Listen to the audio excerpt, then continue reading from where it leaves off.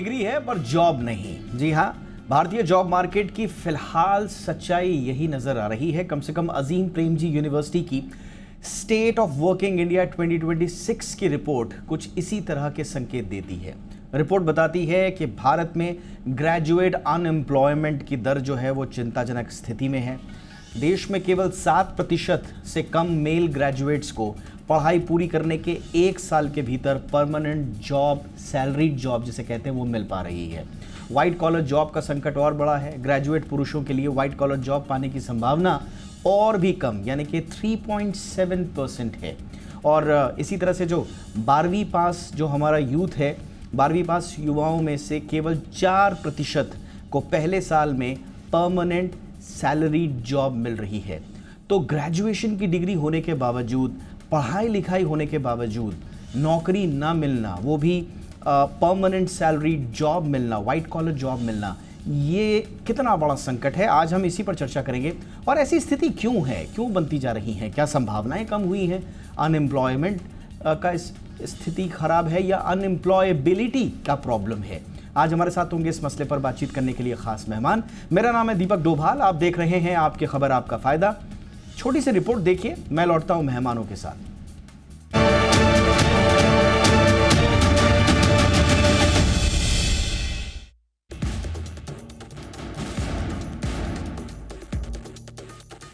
भारत में डिग्रियां तेजी से बढ़ रही हैं, लेकिन नौकरियां उसी स्पीड से नहीं बढ़ पा रही हैं। और यही वजह है कि ग्रेजुएट युवाओं की बेरोजगारी अब एक बड़ी चुनौती बनती जा रही है। अजीम प्रेमजी यूनिवर्सिटी की नई रिपोर्ट ने इस चिंता को और भी साफ कर दिया है। रिपोर्ट कहती है कि 2004 में 20 से 29 साल के बेरोजगार युवाओं में ग्रेजुएट्स की हिस्सेदारी करीब 32% थी। 2023 में यह आंकड़ा बढ़कर 67% हो गया। यानी आज हालात ये हैं कि हर 3 में से 2 बेरोजगार युवा ग्रेजुएट हैं। संख्या में देखें तो 2004 में करीब 30 लाख बेरोजगार ग्रेजुएट थे, जो 2023 में बढ़कर लगभग 1 करोड़ 10 लाख हो गए। देश में पढ़ाई करने वाले युवाओं की संख्या भी तेजी से बढ़ी है।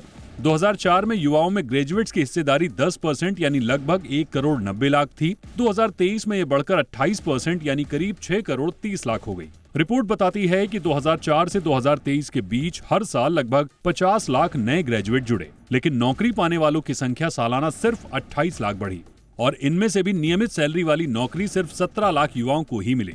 कई कंपनियां नौकरी देते समय स्किल और अनुभव को तरजीह दे रही हैं, लेकिन कई ग्रेजुएट्स के पास जरूरी स्किल ही नहीं है। इसे ही रिपोर्ट में स्किल गैप कहा गया है, और यही गैप नौकरी के रास्ते में दीवार बन रहा है।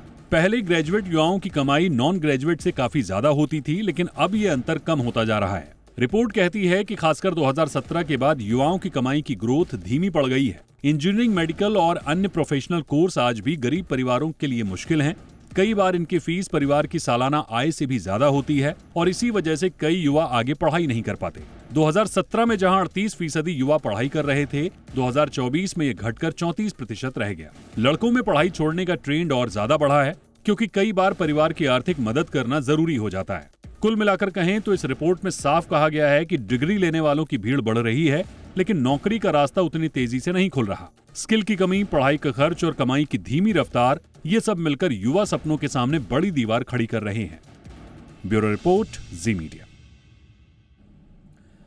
आइए स्वागत करते हैं आज के खास मेहमानों का। हमारे साथ तमोघना हल्दर जुड़ रहे हैं। बहुत बहुत स्वागत है आपका, assistant professor, school of arts and sciences, Azim Premji university से। बहुत बहुत स्वागत है तमोघना जी हमारे शो पे आपका। हमारे साथ हैं professor V Ram Gopal Rao sir, group vice chancellor, BITS Pilani campuses and former director IIT Delhi. बहुत बहुत स्वागत है professor Rao, good evening sir. हमारे साथ हैं Pramod Maheshwari ji, founder, chairman and MD career point limited. बहुत बहुत स्वागत है प्रमोद जी आपका भी हमारे शो पे, गुड इवनिंग। हल्दर साहब, चर्चा की शुरुआत आपसे ही कर रहे हैं, और क्या टेकअवेज हैं आपके?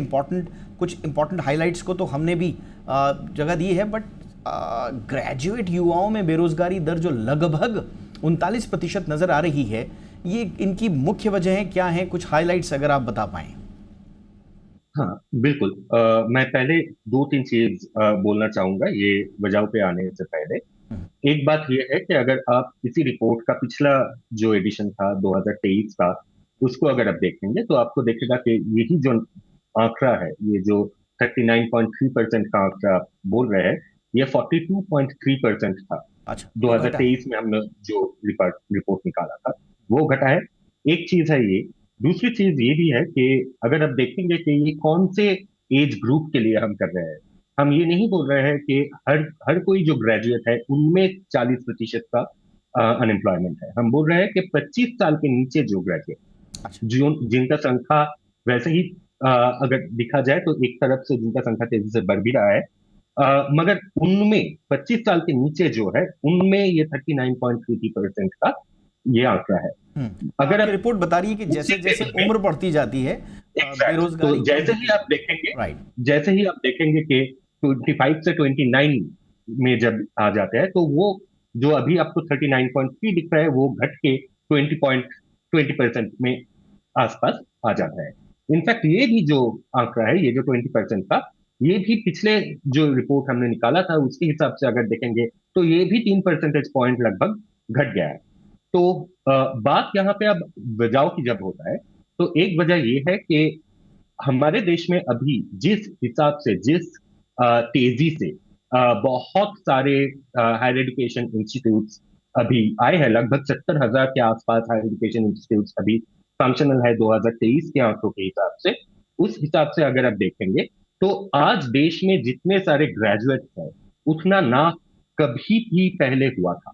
तो इस वजह से जिस तेजी से, जिस रफ्तार से ग्रेजुएट्स का संख्या बढ़ रहा है, उस हिसाब से जो जॉब है उस हिसाब से सेम रफ्तार में वो जॉब क्रिएशन नहीं हो रहा है। मगर इसका मतलब ये नहीं है कि एम्प्लॉयमेंट नहीं है, इसका मतलब ये नहीं है कि कोई नौकरी नहीं है। वैसे भी आपको मालूम होगा कि इनफैक्ट अगर आप देखेंगे कि जो ग्रेजुएट जो होते हैं वो कोई भी देश में उनका एस्पिरेशन अलग होता है।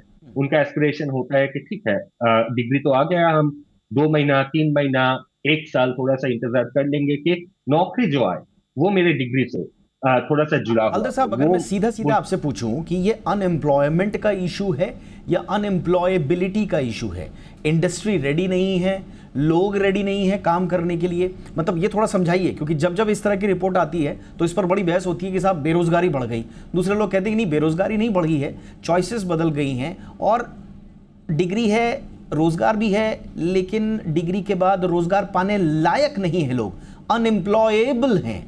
तो इसको थोड़ा सा स्पष्ट कीजिए, क्या स्थिति है? बिल्कुल। तो इसमें इसमें भी अगर आप देखेंगे कि आप एकदम से ये नहीं बोल सकते हैं कि या तो यही वजह है या फिर वही वजह है। अच्छा। दोनों मिला के है, दोनों कुल मिला के सब कुछ एक साथ मिलके एक इकोनॉमी बनता है। तो अभी अभी का जो स्थिति है उसमें हम ये देख पा रहे हैं कि एम्प्लॉयबिलिटी का कंसर्न जो है, एम्प्लॉयबिलिटी को लेके जो भी भावनाएं हैं वो है, एक तरफ से वो बात सच है, मगर दूसरी तरफ एस्पिरेशंस भी बहुत बदलने लगे। जैसे कि मान लीजिए अभी ये सबको पता है कि भारत में जो संगठित क्षेत्र है वो उसका साइज बड़ा कम है, वो लगभग 20% के आसपास। और जो अनऑर्गेनाइज सेक्टर है, जो असंगठित क्षेत्र है, उसमें अगर आप देखेंगे तो ये भी हम बात यहाँ पे रखते हैं कि असंगठित क्षेत्र में जो युवाएं जा रहे हैं या फिर जो भी मजदूर है, वो ऐसा नहीं है कि वो सबके सब बस कंस्ट्रक्शन में ही है। जैसे कि खास करके हमने श्रम के डेटा लेके ये दिखाया है कि जो भी माइग्रेंट वर्कर है और उनमें जो यंग है, जो पलायन कर रहे हैं, उनमें एक जो युवा पीढ़ी है उनका जो जॉब अनऑर्गेनाइज सेक्टर में भी लग रहा है, वो ज्यादातर ऐसे नौकरियां है जो कि आप थोड़ा सा व्हाइट कॉलर कर कह सकते हैं। हालांकि उसमें सोशल प्रोटेक्शन नहीं है, जैसे कि प्रोविडेंट फंड वगैरह का प्रोविजन नहीं है, इसीलिए वो अनऑर्गेनाइज सेक्टर में आता है। मगर वो बस कंस्ट्रक्शन मजदूरी में ही लगे हैं ऐसे नहीं है। तो फिर जो नौकरियों का जो सोच है वो भी कहीं ना कहीं बदल रहा है। युवा का जो एस्पिरेशन है वो भी कहीं ना कहीं बदल रहा है, और उसको जानने के लिए हमें और भी बहुत सारे रिसर्च हाँ, और करना इसमें पड़ेगा आपकी कि रिपोर्ट में वजह शायद एग्जैक्टली क्या है। एक इम्पॉर्टेंट हाईलाइट ये भी है कि they are waiting for the right job probably.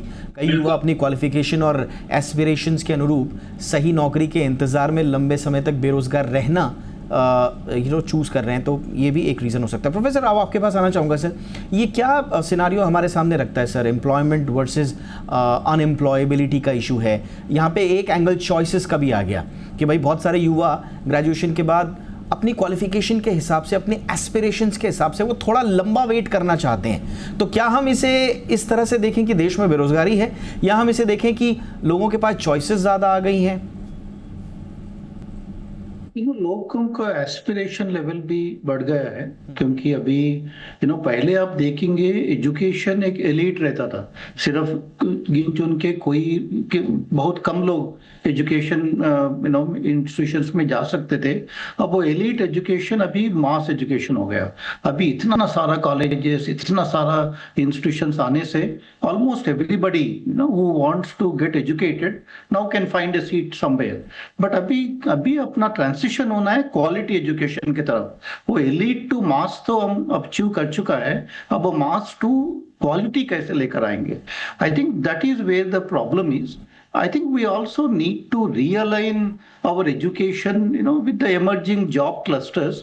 Right now, अभी क्या होता है, every curriculum ना, they are all legacy disciplines से align होता है। अगर इलेक्ट्रिकल है तो आपको ये सब्जेक्ट्स पढ़ना है, but that doesn't get reflected in aligning with the exact job clusters. Electrical engineers के लिए अभी जॉब्स इंडिया में क्या है, उनका रिक्वायरमेंट क्या है, वो मैपिंग कभी नहीं होता है। So I think that mapping the national curriculum in all these disciplines, not with the legacy disciplines, but with the job clusters, I think that alignment has to happen. I think that has not happened. Professor Rao, I'm so sorry to interrupt, sir. But एक इसमें ना एक नया angle जो economic pressure का आया है इस रिपोर्ट में, कि ग्रेजुएशन के बाद शायद जो युवा नहीं चाहते हैं लंबा वेट करना, उनके ऊपर इकोनॉमिक प्रेशर भी ये रिपोर्ट हाईलाइट करती है। पढ़ाई छोड़ रहे हैं, उसका मुख्य कारण है कि भाई आपको परिवार की आय में अपना हाथ बटाना है, तो ये to support household income. और यही कारण है कि इस रिपोर्ट में बताया गया है कि ये जो कारण बताने वाले युवाओं की संख्या 2017 में जो 58% थी कि भैया हमको अपने परिवार की मदद करनी है, इसलिए हमको नौकरी छोड़नी है, हम हाई स्टडीज़ अब ज़्यादा नहीं करेंगे, वो 2023 में बढ़कर 72% हो गई है। तो चॉइसेस भी आ रही हैं, बट वो प्रेशर, इकोनॉमिक प्रेशर भी युवाओं में बढ़ रहा है। क्या इस बात के संकेत मिल रहे हैं प्रोफेसर राव सर?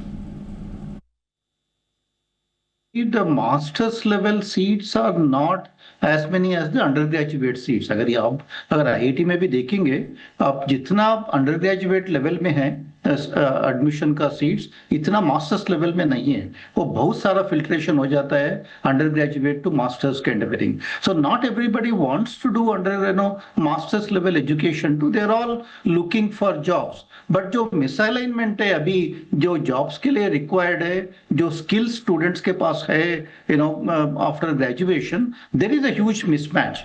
आई थिंक अगर आप कुछ इंस्टीट्यूशंस को देखेंगे, आईआईटीज में आप कभी ये नहीं देखेंगे कि जॉब्स का प्रॉब्लम है। बिट्स पिलानी में देखेंगे, आपको कभी जॉब्स का प्रॉब्लम नहीं है, क्योंकि ये एलीट टीयर 1 इंस्टीट्यूशंस में आपको ये जॉब का प्रॉब्लम नहीं दिखेगा, क्योंकि ये इंस्टीट्यूशंस में इंडस्ट्री से अलाइंड है। अगर हर एक बिट्स पिलानी का स्टूडेंट 8 मंथ्स इंडस्ट्री इंटर्नशिप करता है, 50% स्टूडेंट्स वो इंडस्ट्री इंटर्नशिप में ही ऑब्जॉर्व हो जाते हैं, and those who not got absorb, वो बाहर आके उनको सबको जॉब्स मिल जाता है। I think if you can align our curriculum with the industry requirements, I think that industry internship plays a very major role in all of that. India पर academia का रोल आ गया। आपने बहुत इंपॉर्टेंट एस्पेक्ट बोला, जो हम देखते भी हैं इंडस्ट्री और एकेडमिया के बीच में जो एक ब्रिज होना चाहिए था, उसकी कमी होती है। जो इंस्टीट्यूशंस लाइक बिट्स पिलानी इस पर कर पा रहे हैं, वहाँ पर अच्छे रिजल्ट्स हैं, लेकिन बाकी जगह हमको दिखता है कि संकट है।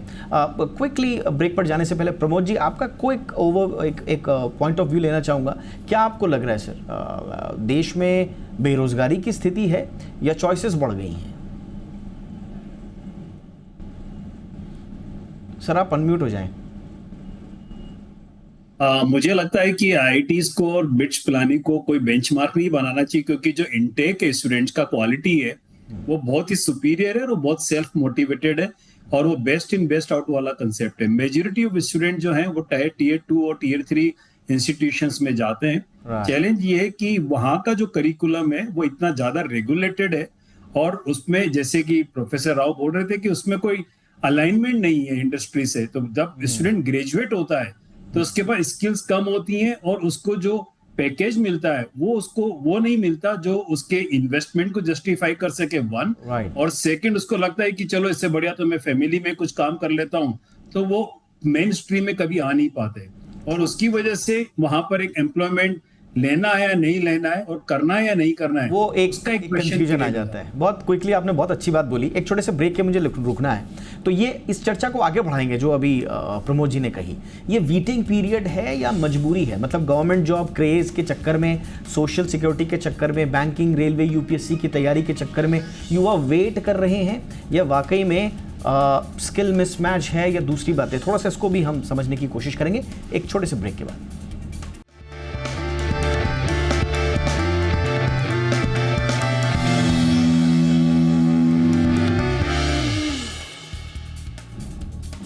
ब्रेक के बाद आपका स्वागत है। हल्दर साहब, आपकी रिपोर्ट में एक दिलचस्प पहलू ये भी है कि गरीब परिवारों के जो शिक्षित युवा हैं उनमें भी बेरोजगारी बढ़ रही है। सबसे गरीब जो 25% परिवार हैं उनके बेरोजगार ग्रेजुएट पुरुषों का हिस्सा जो है वो 9% से बढ़कर 16% हो गया है। अब मैं दो तरह से इसको देख रहा हूँ। अच्छी बात इसमें यह है कि वेट एंड वॉच की क्षमता जो है वो गरीबों में बढ़ रही है, यानी कि पहले गरीब परिवारों में शिक्षा का स्तर कम था, मजदूरी में लग जाते थे युवा, खेती में लग जाते थे। अब गरीब आदमी भी कह रहा है कि कोई बात नहीं, 1-2 साल आप रुक जाओ, खाली बैठो, तैयारी करो और फिर आप जॉब मार्केट में आ जाओ। तो एक तो ये अच्छी बात है, बट प्रॉब्लम क्या है कि जोखिम ज़्यादा है। वो युवा 16% की इस बेरोजगारी दर में फंस जा रहा है। अब गरीब परिवार का बच्चा ग्रेजुएशन करने के लिए जो पैसा लेकर के आएगा और अगर वो अनएम्प्लॉयबल रह गया, पैसा नहीं कमा रहा है, तो एक एजुकेटेड पॉवर्टी की स्थिति वहाँ पर पैदा हो रही है। इसको आप कैसे देख रहे हैं हल्दर साहब? जी बिल्कुल। यहाँ पे एक चीज ये है कि हमने यहाँ पे ये जो रिपोर्ट है हमारे, उसमें काफी सारे प्राइमरी फील्ड विजिट वगैरह भी किए हैं। वहां से एक चीज जो निकल के आता है कि अभी भी युवाओं के अंदर एक कहीं ना कहीं एक शक है प्राइवेट सेक्टर में नौकरियों को लेकर। तो बहुत सारे ऐसे युवा है जो कि समझते हैं कि प्राइवेट सेक्टर उतना अच्छा नहीं होगा। मान लीजिए कि प्राइवेट सेक्टर में अगर किसी का, मैं उदाहरण के हिसाब से बोल रहा हूँ, प्राइवेट सेक्टर में मान लीजिए आपको कोई 16,000 या 17,000 की नौकरी मिल रहे हैं, उसके जगह आप जानते हैं कि शायद 3,000 रुपया कम मिले, मगर फिर भी सरकार पे ज्यादा भरोसा है और वो सरकारी नौकरी के लिए वेट करते रहते हैं। तो ये बस एक ऐसा चीज नहीं है कि यहाँ पे एस्पिरेशन की कोई उस हिसाब से कमी है, मगर यहाँ पे थोड़ा सा भरोसा की भी बात है।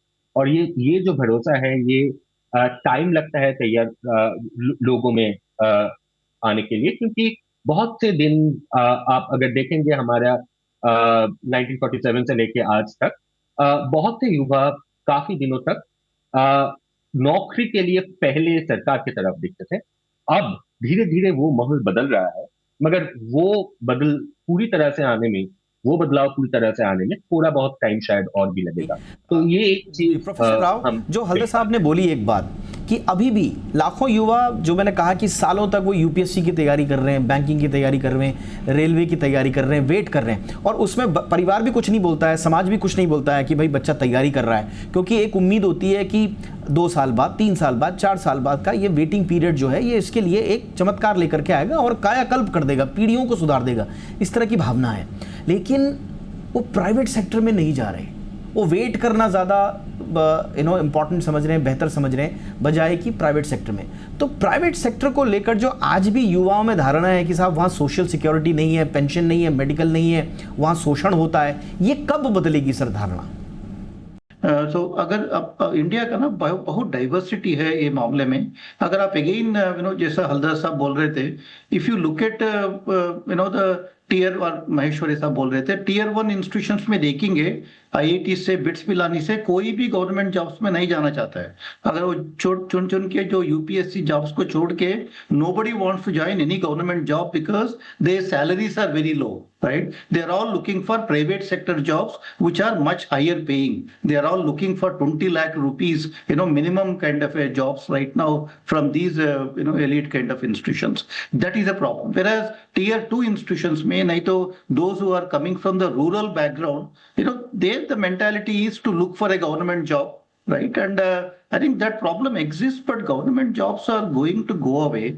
I think all governments will start reducing their manpower. I think the fiscal deficits, all of them are pushing them to reduce the headcounts. I think but MSMEs में बहुत सारा जॉब्स है, but I think the biggest challenge MSMEs में, the micro small medium scale में, उसमें problem है कि वो ज्यादा ऑर्गेनाइज नहीं है, उसमें वर्किंग कंडीशंस ठीक नहीं है. I think if at all we need to focus on jobs, we need to focus on MSMEs. I think MSMEs को कैसे स्ट्रक्चर्ड बनाएंगे, उनका जॉब उसमें नया टेक्नोलॉजीज कैसे लेकर आएंगे, how can our educational institutions connect with MSMEs. अगर आप एनी इंस्टीट्यूशन देखेंगे higher education, we are much better connected with large corporations, but our connect with the MSMEs is pretty poor right now. So how can we connect our academic institutions with MSME? ये बहुत important आपने suggestion दिया sir. मुझे लगता है कि MSME को आपको बढ़ाना पड़ेगा. ट्रू सर, आपने बहुत अच्छा ये उदाहरण दिया. माहेश्वरी साहब, एक बड़ा दिलचस्प और डरावना ट्रेंड जो नजर आ रहा है कि बेरोजगारी अनपढ़ों में कम होती जा रही है. वो अपना जीवन यापन के लिए छोटा मोटा मजदूरी का काम कर लेंगे, आसपास में कुछ कर लेंगे और उसी दौरान वो कुछ स्किल भी ले लेते हैं. बट जो पढ़े लिखे हैं उनमें बेरोजगारी बढ़ती जा रही है. वो सीधे मजदूरी नहीं कर सकता, अपने स्किल्स के हिसाब से काम ढूंढने के लिए वो 2 से 3 साल का वेट कर रहा है. और रिपोर्ट कह रही है कि लगभग 11 मिलियन ग्रेजुएट इसी लिस्ट में हैं. 1.1 करोड़ 10 लाख लगभग जो ग्रेजुएट हैं वो इस लिस्ट में हैं. तो ये जो शिक्षित बेरोजगारी, एजुकेटेड अनएम्प्लॉयमेंट की स्थिति है, माहेश्वरी जी, इसका समाधान? ये एक्चुअली एस्पिरेशन वर्सेस स्किल्स का गैप है, न कि स्किल्स वर्सेस जॉब का गैप. Okay. अगर आप देखेंगे तो जो एस्पिरेशन है पढ़ने के बाद वो बहुत हाई हो जाते हैं और वो एक्सपेक्ट करते हैं कि हमें उस तरह का जॉब मिलना चाहिए, परंतु वो जॉब सेलेक्ट या बहुत ज्यादा स्किल्ड लोगों को मिलते हैं और इस वजह से वो न तो उस तरह के काम करते हैं जो शायद न पढ़ते तो कर लेते और न वो वाला जॉब उनको मिलता है.